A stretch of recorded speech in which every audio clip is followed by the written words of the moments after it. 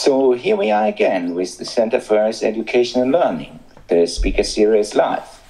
And I have the pleasure again to speak with Peter Maxwell-Slattery. Peter, welcome and good morning from my perspective, but it's still applicable to you too. Yeah, it just is. Yeah, we haven't hit lunchtime yet, but it's always a pleasure, Henning.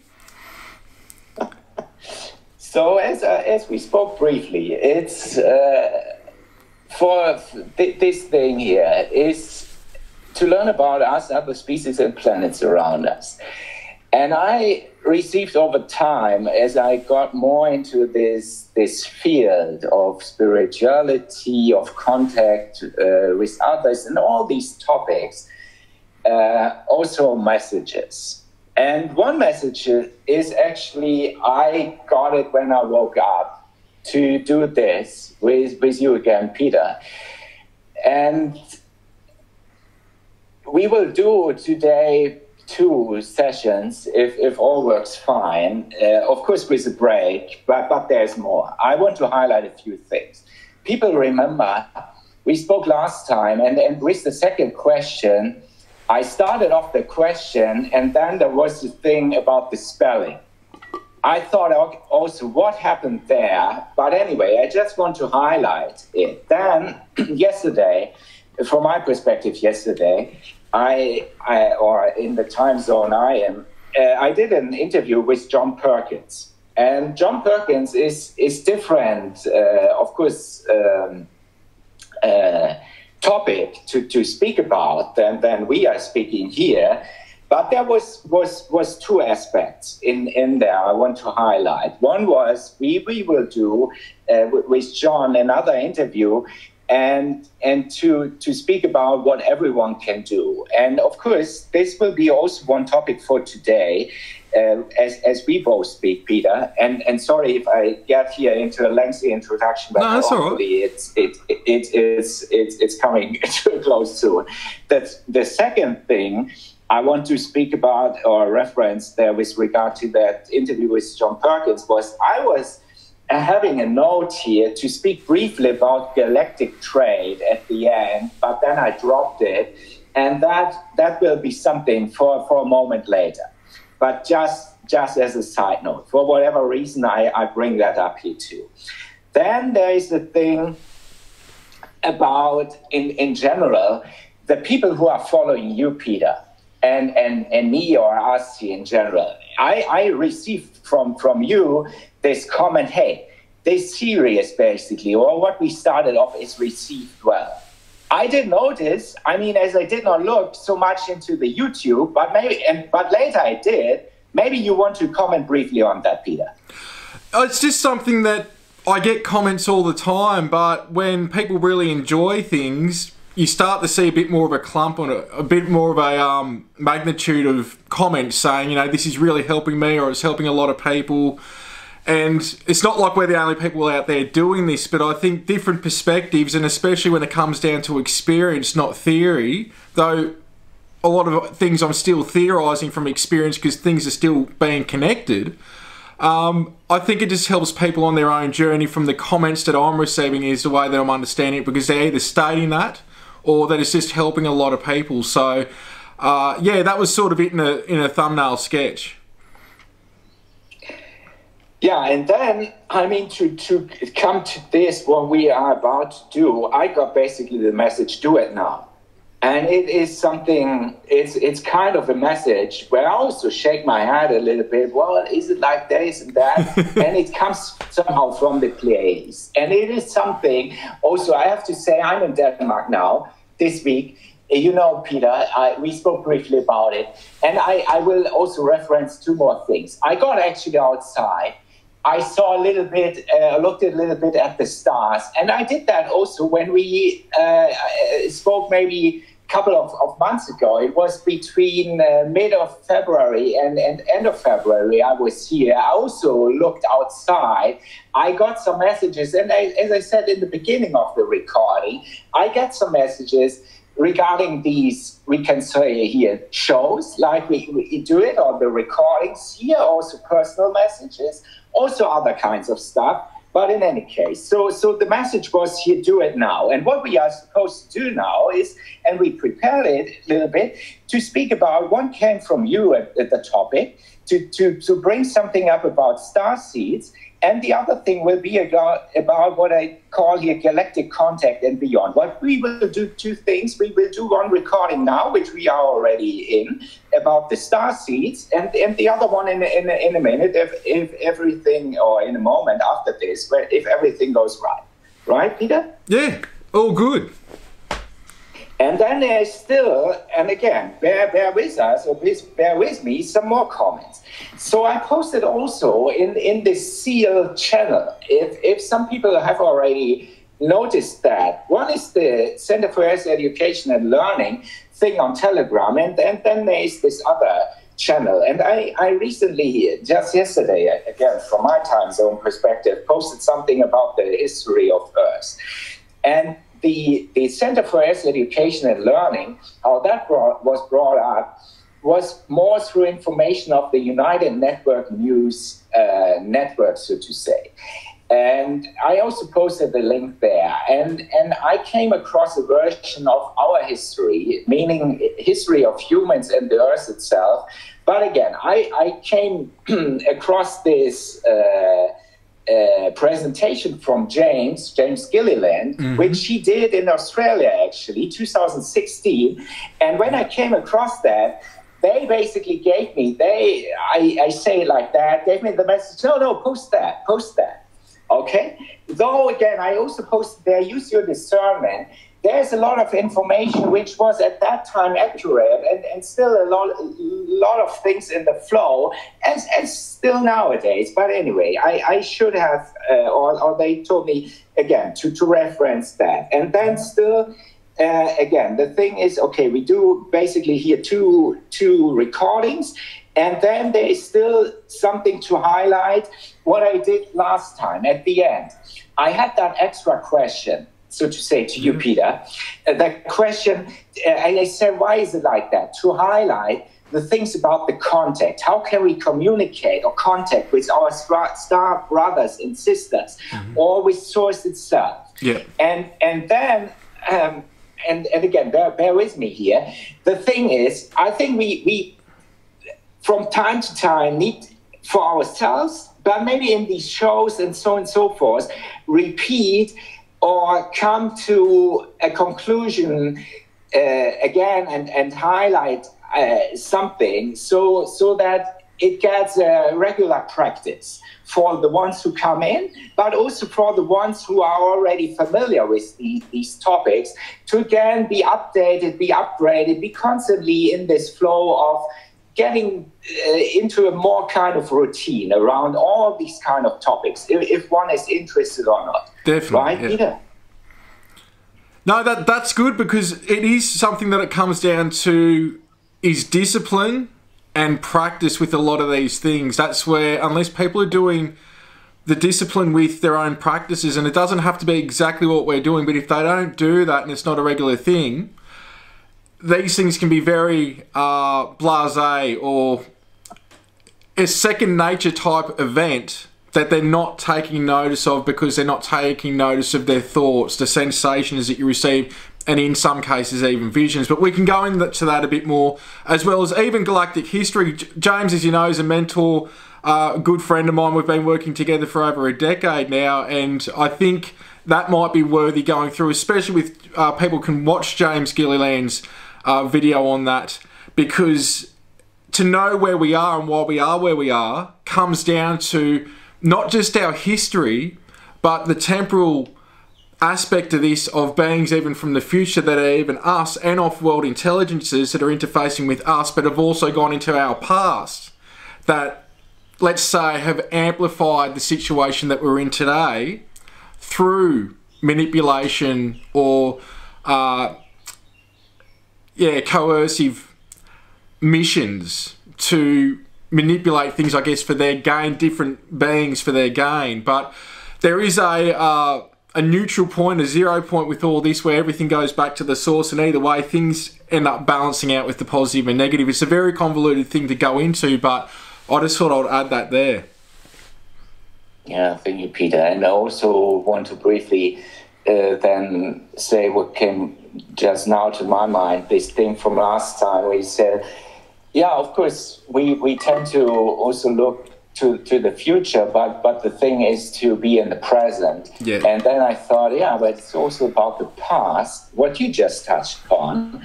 But anyway, let's get into the topic here for this first recording, and it's about starseeds, indigos, and more. And you brought that up, and now getting into the first question. Peter, give us an introduction to starseeds, indigo, children, and more. You also indicated wanderers. Yeah, so we could pretty much put these in the same batch. We could go back to the 80s, and there's terms of indigo children, wanderers known. Dolores Cannon again, I'll mention the 3 waves of volunteers, which are different levels of, we could say, developed souls coming here to assist humanity with upping its evolution. There is a flip side to this as well, is that some are here for, we could say, missions, that they incarnate to have missions. Some are here just to experience. They're the wanderers. We could also say that are starseeds and indigos. So when I'm saying starseed, throw the wanderers situation and also the indigo children into it. People can even look up online that there, I'm sure there's questionnaires out there or statements on if you match these things or some of these things you might be, and I'll get to the point, what are starseeds? They are beings that have had experiences in other worlds. It could be any, not just in this galaxy, but other galaxies. It could be the Andromeda Galaxy. It could be even in our own galaxy with the Orion constellation. It could be the Pleiades. It could be Sirius. It could be Arcturus. The list goes on and on. Lyra.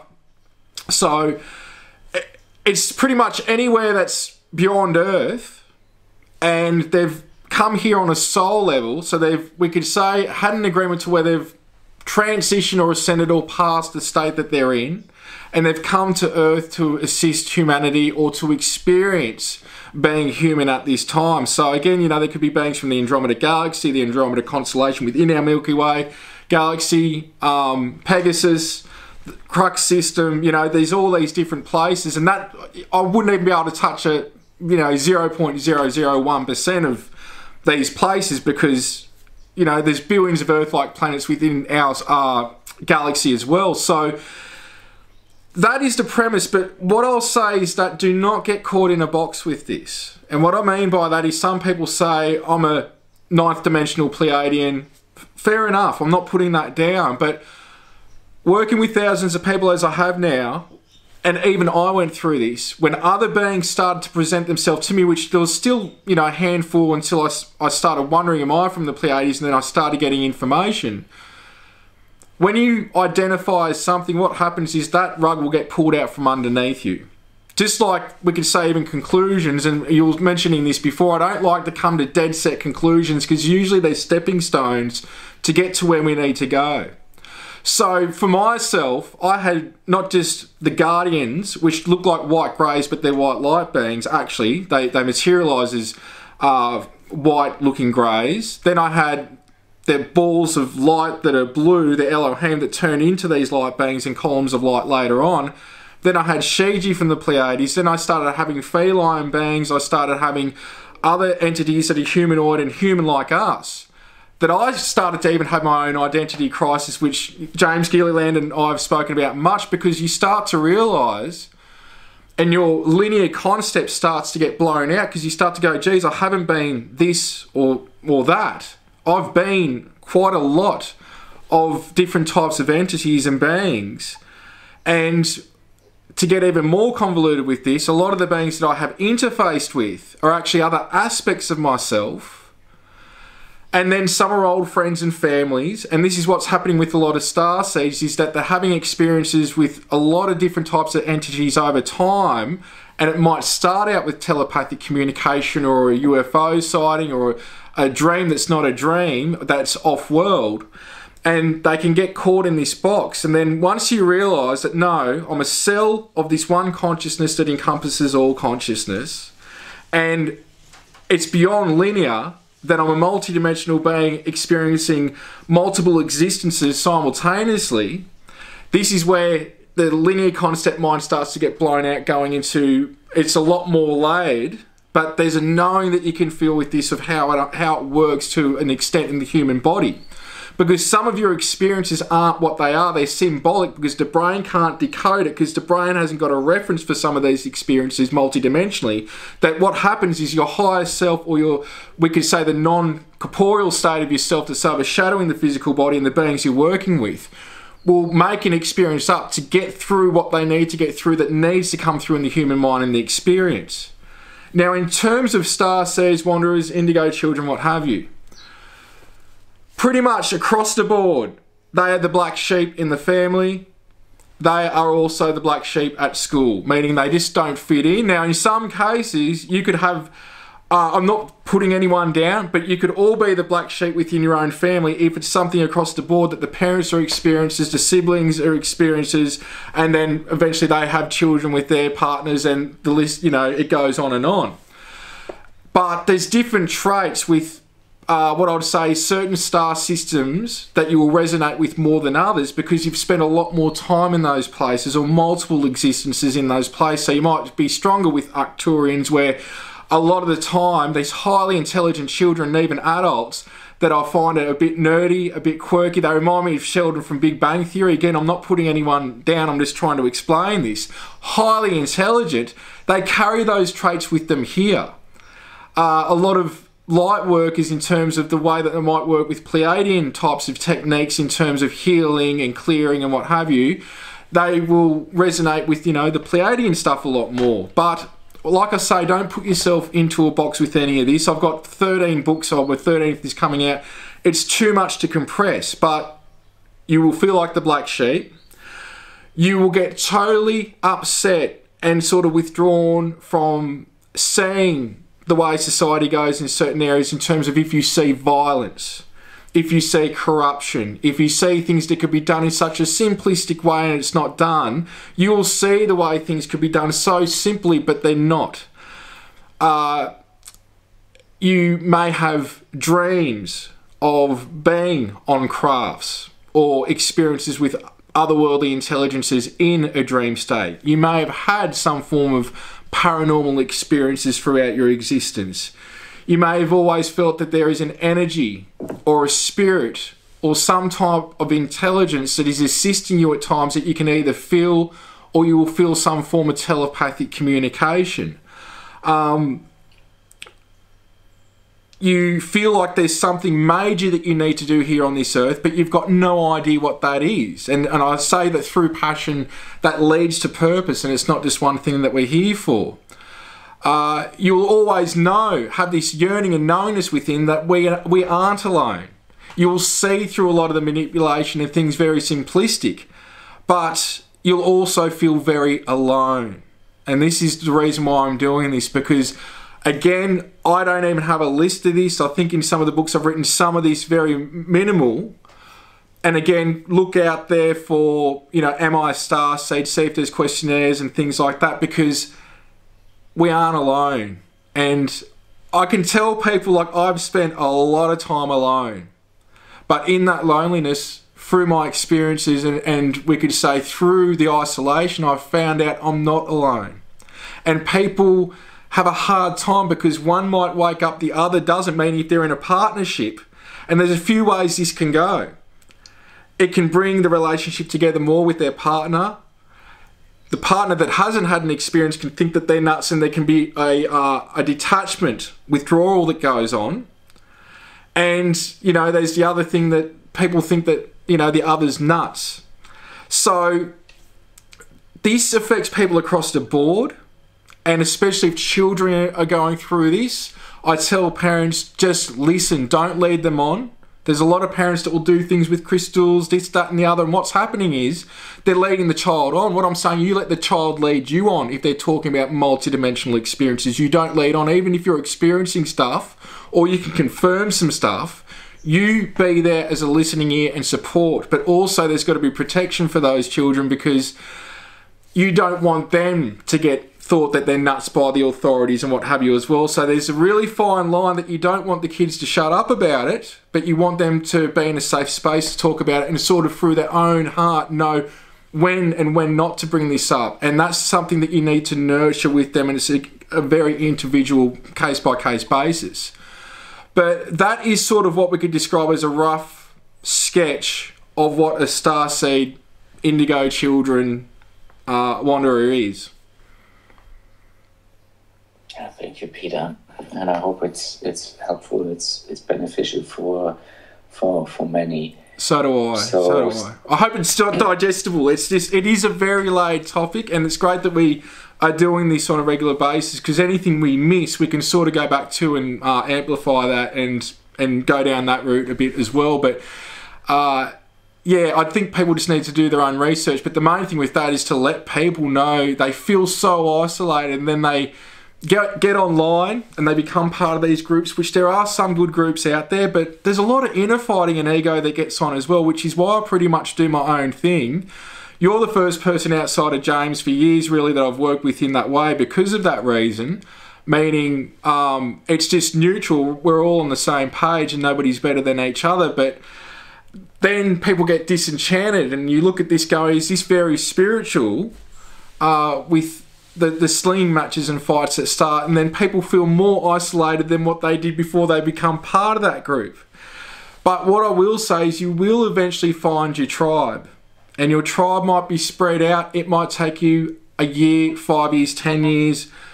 What I will say is that I've noticed the people that are waking up later in life or in more recent times, they're excelling exponentially in their conscious evolution, but also attracting and connecting with their soul tribe, which is, we could say, other beings that they've either agreed to make missions with multidimensionally on a higher level, or that they are here to support each other, or a conglomerate of those and other things I'm probably not mentioning as well in the human experience. So we're not alone, but it does come into soul agreements with, you know, having certain people as our parents or partners and friends.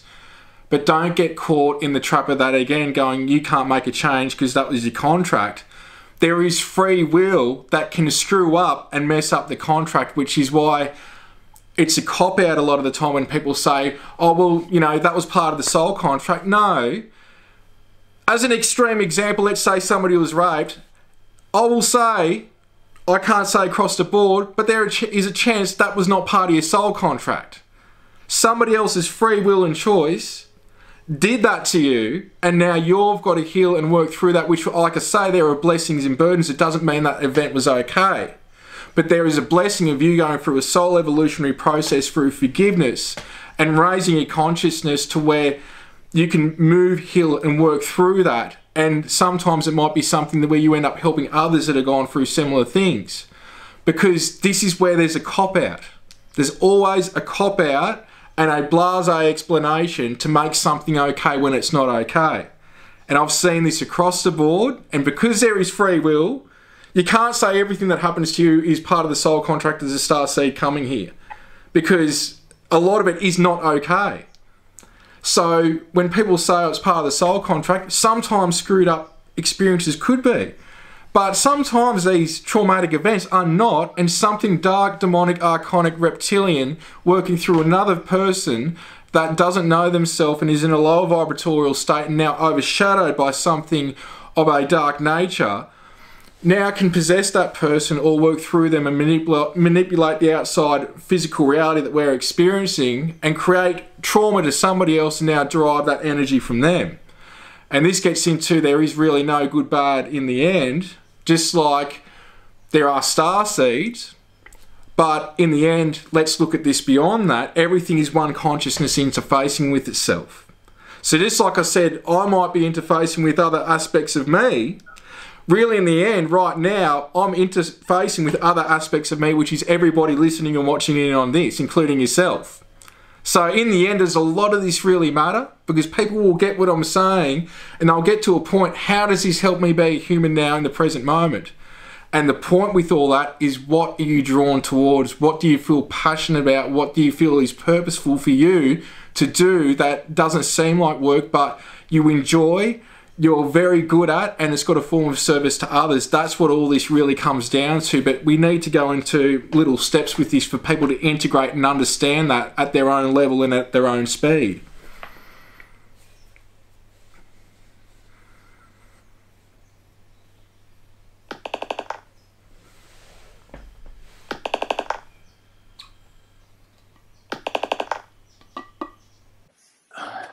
Thank you for having added that, Peter.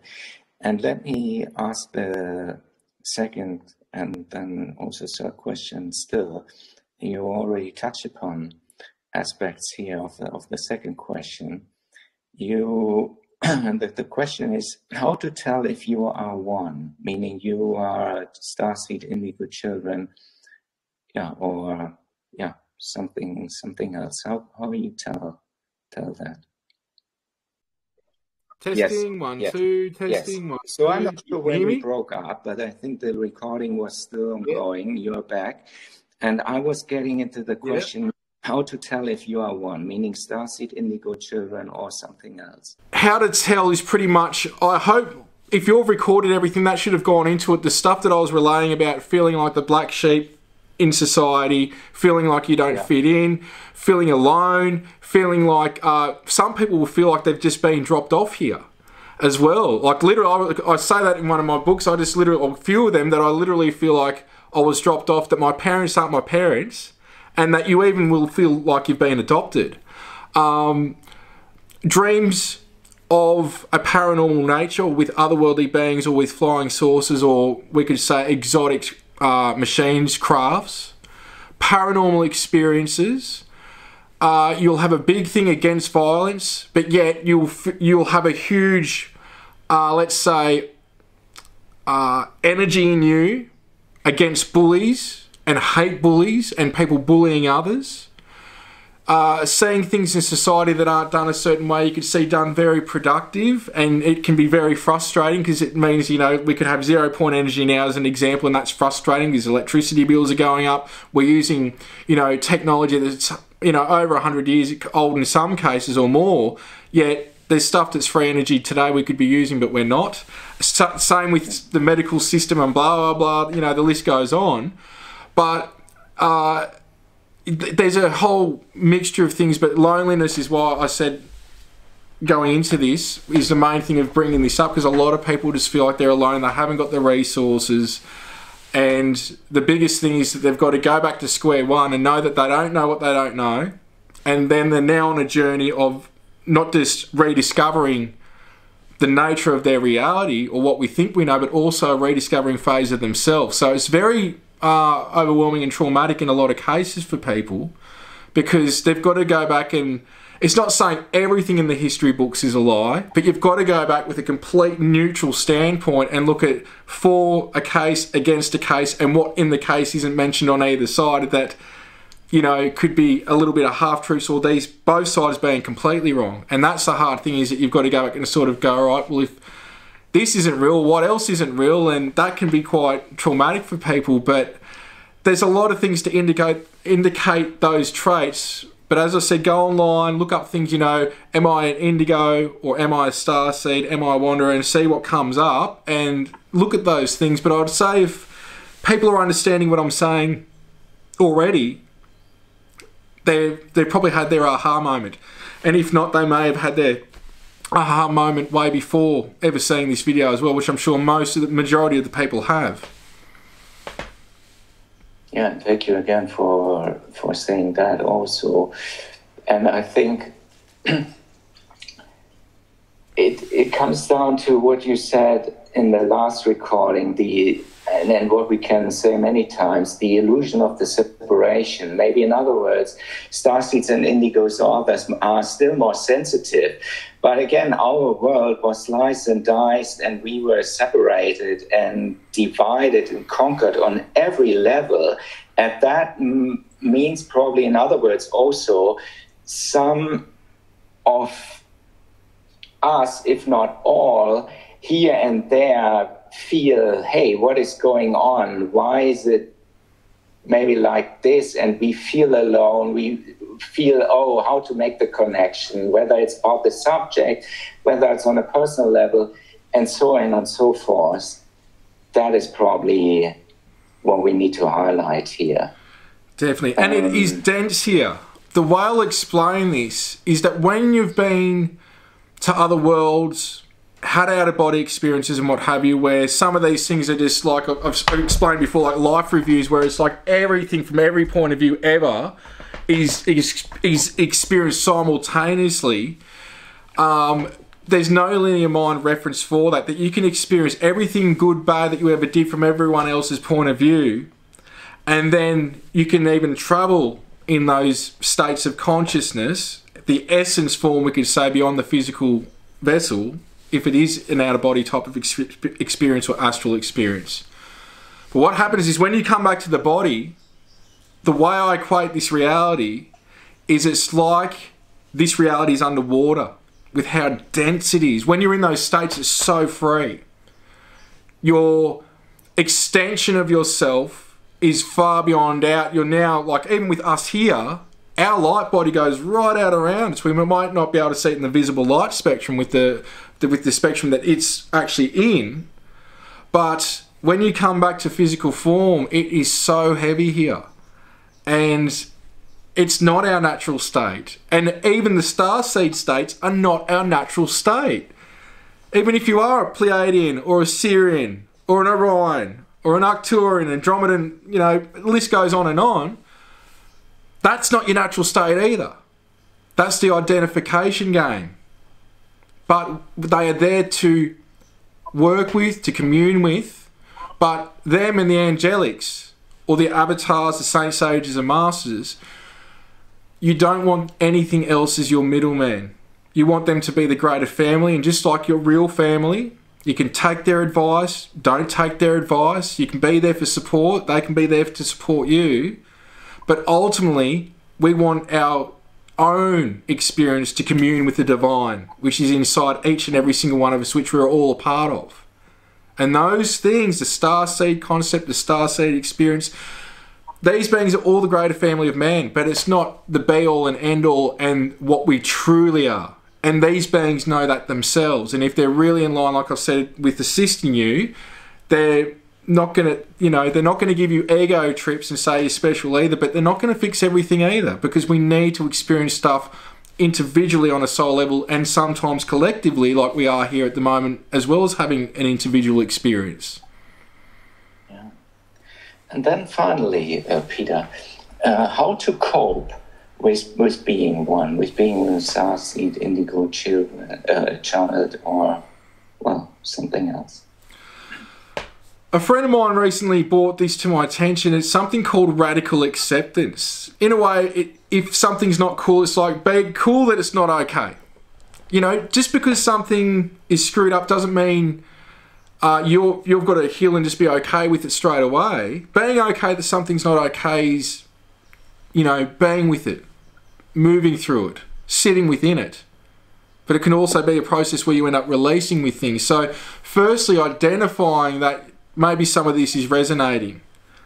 I won't have the answers. No one out there will have the answers for you. They may have a little piece of your jigsaw puzzle and a little bit of the answers, whether it's getting a psychic reading or a soul reading, or you know, coming to people like myself or others. No one has got the answers for everyone and is the end-all be-all. So what it is, firstly, is accepting, all right, this is really resonating, and researching and going through a series of synchronistic events which will not end until you transition. I can tell you now, I've been at this for years and I've still got synchronistic events happening every day. So allowing the heart to pull you towards research, topics, also people. It might even be counselling from people in this field, like Mary Rodwell, that's been at this for over 25 years. She's helped thousands of people as well, and is great at what she does. There's people like James Gilliland as well, and plenty of heaps of other people that if you feel drawn to somebody, they may want to go and speak to them.